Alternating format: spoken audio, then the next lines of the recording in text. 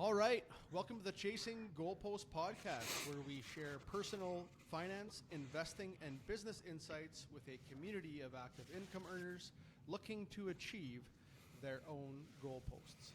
Now, before we get started, everyone, we got to run through a few disclaimers here as part of the deal.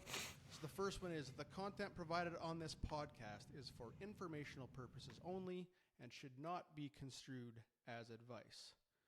The information provided may not be suitable for your specific situation, and reliance on any information is at your own risk. Before making any decisions, we strongly recommend consulting with a qualified professional who can assess your individual situation. And a full overview of our disclaimers can be accessed via our website at www.chasinggoalposts.com/disclaimers. All right, so now we got that out of the way. Today our special guest here today, when he's not focusing on his active income career, is a co-owner of a private lacrosse club called Team 36 Lacrosse, and also co-host of the Down the Alley podcast. Austin Polson-McCannon, also known as PMAC, welcome to the Chasing Goalposts podcast. Thank you for having me. If I would have known you look so good in that sweatshirt, I would have had you. You got to be our model moving forward in our swag. You're just going to be the model for Team 36 moving forward.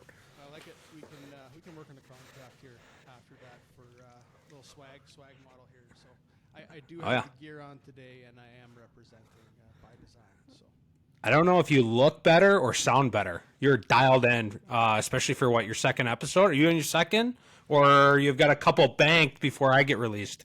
No. I think we're gonna launch you as number 2 here. So I think you're in the 2 hole, batting second. So love it. Okay. Awesome. Well, let's get going. So everybody's story is unique. So why don't you tell us a little bit about your background, yourself, anything you want to share for the audience? Yeah. Thanks for the introduction. Again, Austin Polson-McCannon. Everybody in the lacrosse community, if any of the listeners from down the alley come on over and listen, they're going to know me more as PMAC. Grew up. I'm a Minnesota guy. I know you came down from the Great White North of Canada. Grew up here. Bunch of siblings. Played sports my whole life. Hockey, lacrosse player. Lacrosse at the end of the day kind of gave me that post-high school opportunity to, get my education. So, played lacrosse at University of Detroit Mercy, where I studied business with a concentration kind of in finance. I'm sure we'll get into all that good stuff here soon. But, club-wise, coaching-wise, I've done a little bit of everything, youth, high school. I've even dabbled in college.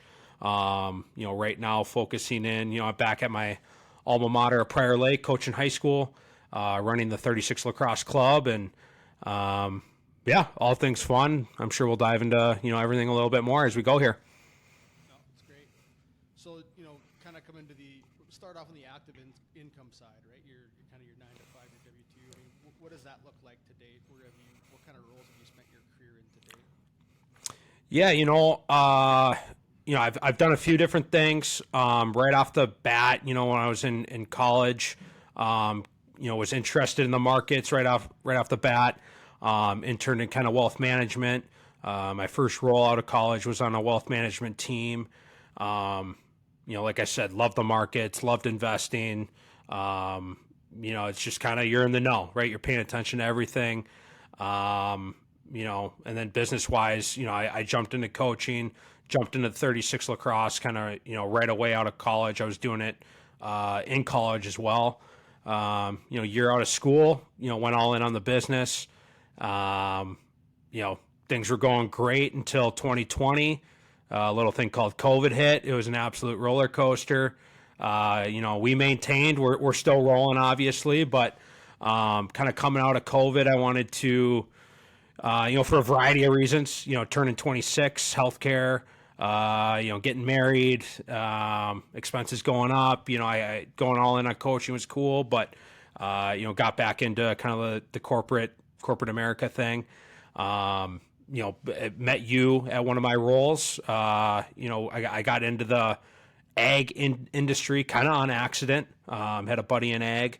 And I've kind of moved up here actually recently into a trader role, trading commodities, grain merchandiser. Great. Okay, well, so on the podcast here and our platform, we reference horizontal income a lot.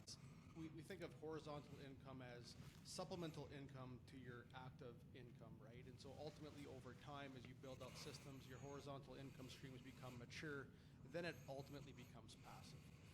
As you're thinking about what I just referenced there, most businesses are a overnight 5 to 10 year success story. Can you give us a little bit of background on Team 36, including when it was established? Yeah, so Team 36, really started with my now brother-in-law.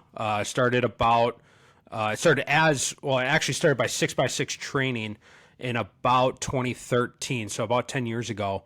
Started just as a training, kind of group, running camps, running small group training, individual training and whatnot.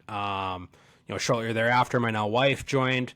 Again, on the girls' side, just kind of doing small group training, small group camps, all that good stuff. After a couple of years, as their numbers grew, they added the club portion, and that's when I kind of joined in. I had some prior experience, working in a different club, and that's kind of when I came in. So that was about 8 years ago is when they started the club. The word passive income, in this industry, it's not a passive income, job or business. It's a service-based business. We're extremely hands-on. We're in the weeds, in the practices, at the tournaments, as well as, recruiting coaches and then everything off the field too, right? The customer service, the accounting, making sure we have the insurance and booking on and on and on. I could go on for hours about all the things that we have to, the swag. We got to make sure we're looking good so we can play good. That's the players and the coaches that we recruit. So, again, a lot of different things that, you could say we're coaches, but the different hats that we have to wear in this business, again, I could go on and talking about the different hats.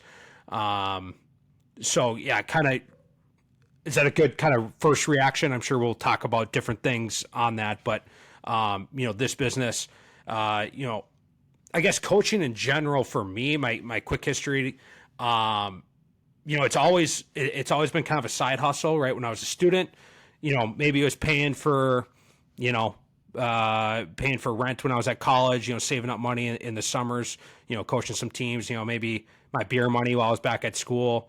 When I got out of school, maybe it was, helping pay off the student loans or, a car payment or something. I went all in at one point but now it's more of, kind of, again, the side money a little bit for my side of things.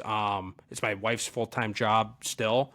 So it's still an important part, I guess, of our equation. But for me, it's still kind of a side hustle that I put a lot of time into, I guess, is you could say. Yeah, I mean that's kind of what we think about horizontal income, side hustle. Yeah. Right?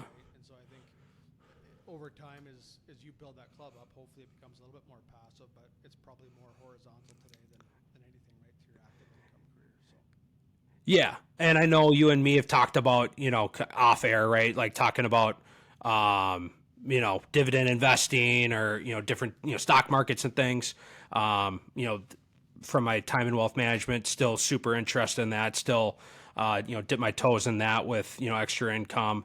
I love doing that type of stuff. So that's another faucet, I guess you could say, that I'm, also trying to build up as well. Nice. So to elaborate on the question before, how did you come up with the brand name Team 36? Yeah, so like I kind of said, the brand started as 6x6 training. It's a funny story. One day, got a cease and desist order. There's some 6x6 trucking. Um, it, they came up with some sort of thing like, okay, you can still be 6x6 training, but you can't put it on any apparel. Well, when you have a club team, you start, or even you want to have T-shirts with your brand on it and stuff. Well, that's not going to work. So we just did at the end. I wasn't a part of it at that point. I came on right after. 6x6, 36. It's the net is actually 6x6, so it kind of plays. 36 inches, square inches is the lacrosse net. So, yeah, it's a story. It's nothing crazy, nothing special, but that's how we got here. Nice. No, I never really thought about the 6x6 and the net analogy. That's pretty good. So, okay, let's rewind the tape a little bit then. Go back Yeah. to you talked about clubs about 8 years old. You talked about the early days, wearing a lot of hats. You're still wearing a lot of hats. Makes a lot of sense. I mean, how long does that take you in the early days to kind of get the club off the ground and build it up to a scale? And we talk about scale in the club. I'm assuming it's number of players to the point where you could actually have employees and full-time employees and things like that. Like, what does that look like? Yeah, so we've I would say in the early days, it was an extra thing, right, for everybody. My wife had a couple of different, other jobs. Same with Ted. He's had other jobs, or has done other things, throughout the time. We've brought on, different employees at different times. I would say most of our employees, and currently all of our other employees outside of like us three, are part-time, hourly, or contract, right? Depending on what, different projects throughout the year. We different times of the year bring different opportunities. Sometimes we're running camps. Sometimes our club team is going to tournaments. Sometimes we're just kind of practicing. We'll pick up different, we try different things. Sometimes we're doing captain's practices or running things for youth programs. So throughout the years, it's not just a club team. That's a big part of our business. It's probably the core of our business. But we're always trying different things too throughout the years. So, we're bringing in different, different coaches, different employees, if you want to call them that, for different opportunities as they arise. Nice. And just kind of go back from an ownership standpoint, the club, it's you and your wife and one other gentleman. Yeah. So my brother-in-law, my wife and I have different stakes in the business. Yes. Okay. So now we kind of rewound the tape there, but moving into present day, how many active players do you have in Team 36 Lacrosse in any given year typically? Any given year, we're at about 150 to 200 players between the boys and the girls side of things. Yeah, for our clubs, we've got about 5 teams on the boys side and 4 or 5 teams on the girls side. Okay.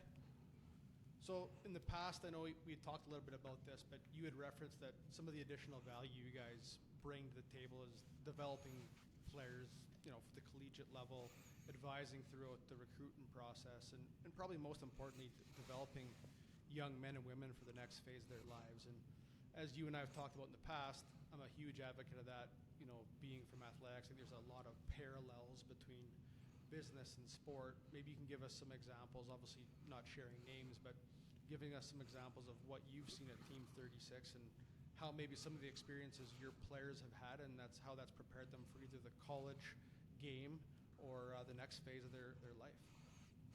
Yeah, when you're coaching kids, you're not just coaching, wins and losses. You're trying to mold, these kids into, young men and women, and prepare them for those things, prepare them for real life, and connect, the things they're doing on the field, on the ice, whatever it might be, right? connect those things that we're coaching them on, what they're going to do in the classroom, what they can expect in work and in business, and where life is going to take them, after sport. No one can play, the game forever. Tom Brady tried, and he probably had the longest run out of anybody, but it might be 18, and it might be 28, it might be 46 if you're Tom Brady. So at some point, you got to step off the field and bring those traits that you developed and bring them to the quote unquote real world. Through the quote unquote recruiting process, I think that recruiting process is changing. As you can see with secondary school, if is that what they call it in Canada? Secondary school? No, college? No, it's just college. University. Uni. You guys call it uni, don't you? Uni. University. Okay. University. It's. I would say 10 years ago when I was going through high school, it was like a lock, right? You're going to college, right? That's what you're doing, no matter what, right? Now with technology, with the different options out there, with maybe just the expectations changing, right? You don't have to go to college to, keep your lights on. You could be a podcaster, right? If this is what you're really good at, right? You could be, trades, extremely important. We've learned that through the last 3 years, like how important trades are and how we need people building things, right? Building the real world up. So, I would say the recruiting, process is really just, all right, what's the next step in life for you? Like, it doesn't have to be going and playing lacrosse or going and play hockey at a university. What's the best fit? What are your long-term goals? Is it getting a degree and doing that thing? Great. Like, I want to help you achieve that. And, there's going to be opportunities for you to do that, right? As long as you check a few boxes, like, if you're taking care of your grades and working hard on the field, we'll help you get there, at some sort of level. It might not be, ESPN level, right, where you're playing on ESPN every Saturday, but there's going to be an opportunity somewhere, and we're going to help you find that. But there's a lot of other options too. Like I said, going to trade school or whatever your goals might be. Let's help you get there. Yeah, it's amazing. Just a little older than you, but YouTube now wasn't around like it is today. I mean, you can just learn so much on YouTube now. I mean, I'm sure you did the same thing as we're launching a podcast here. We're learning 95% of it on YouTube, right? On videos at nights and on weekends, etc. We could probably have a whole episode on how to launch a podcast because, we've tried things, we've changed things, we've tweaked things, we've gone, we're not doing this anymore. We got to go, so how to launch a podcast to how to change your doorknob on your door, you can learn on YouTube and everything in between. I think we should hold that thought. So, I think we should do a separate pod, not obviously okay, but a separate pod on just, the trials and tribulations of starting a podcast. It's pretty fresh for me. It's a little bit less fresh for you, but it's a good transition. So let's shelf that for now. We'll come back to that in a future episode. Sure. Now let's transition to your podcast. You co-host a podcast called Down the Alley. So can you give the audience an overview of what you discuss in that podcast and when it was established as well? Yeah, Down the Alley. We started in 2019.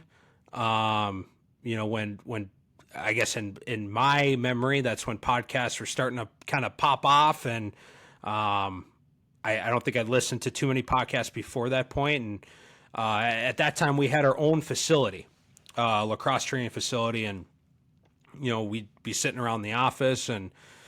We'd be talking business and we'd be talking lacrosse and we'd be talking whatever, right? And it was just lacrosse coaches around, in the office all day, and we'd pop in the back and coach some sessions, and again, be just talking shop all day. And we're like, at one point we're like, well, we should we should record these. We've got some ideas. Even if it's just for us to all right, this is kind of what we're thinking. We could talk through things. Whatever. As we have different coaches, come in to train, our kids or whatever. We can interview them and talk shop with them, and that's kind of how it started. Obviously after 2019, we went indoors.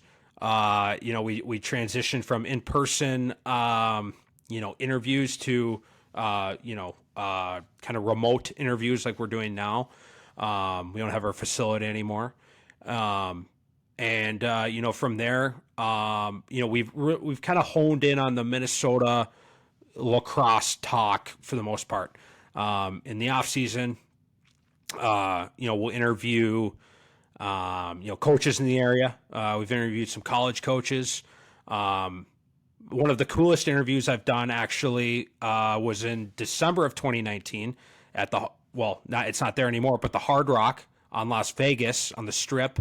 Interviewed my college coach while we were out at a recruiting tournament there. That was one for the books for sure. But yeah, as of late, kind of doing focusing on the high school coaches, high school programs in the state and the area. Most recently, we've even dabbled in with some of the top players in the state, kind of coming up on this upcoming season, and some players from Minnesota that are playing in college now, which has been a fun addition and kind of thing to try. Totally different kind of vibe, and some of the kids are super nervous and they're like, and some of the coaches are too, I haven't met half the coaches we've interviewed before. So, some are coming on, they're all chatty, having a good time. Others, you kind of have to pull some stuff out of them. So it's been a fun thing overall.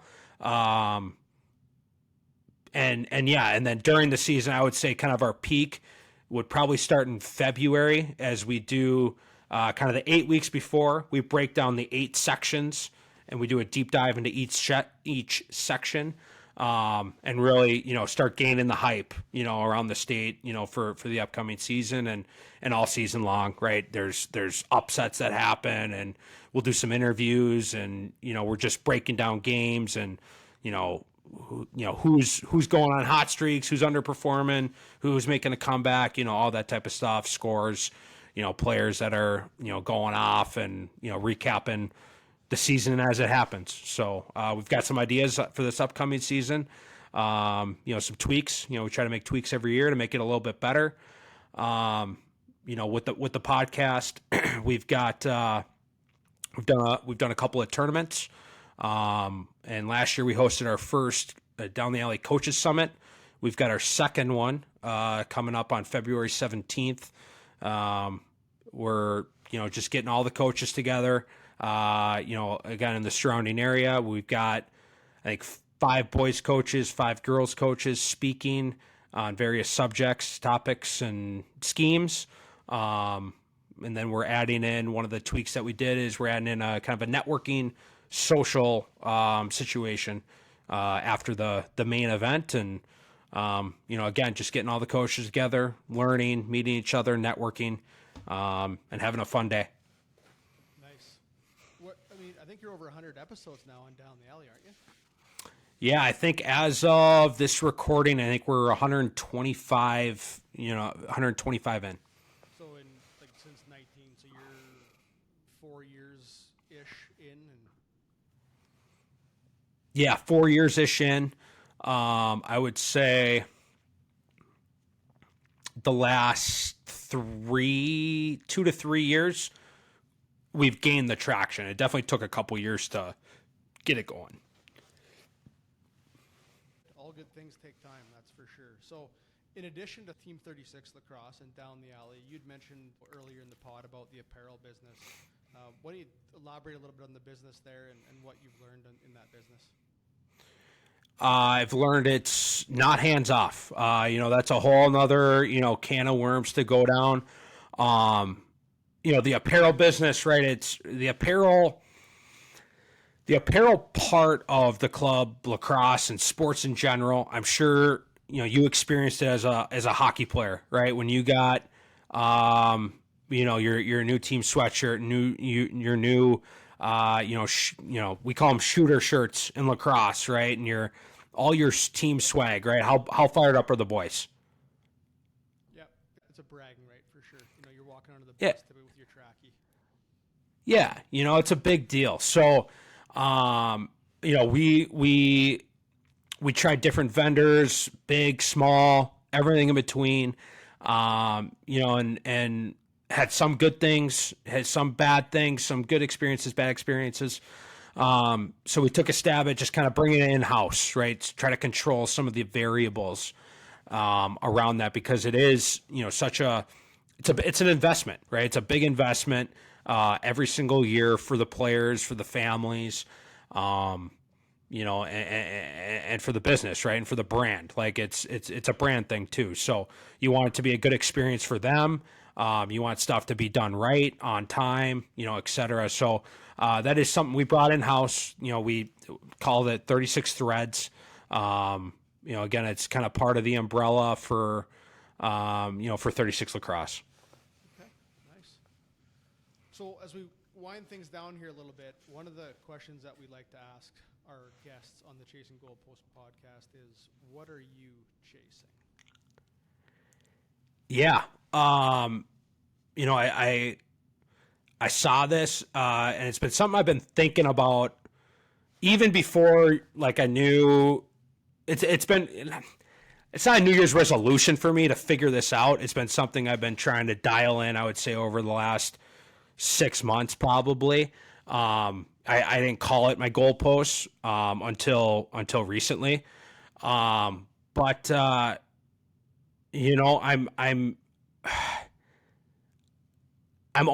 trying to figure out what I'm chasing.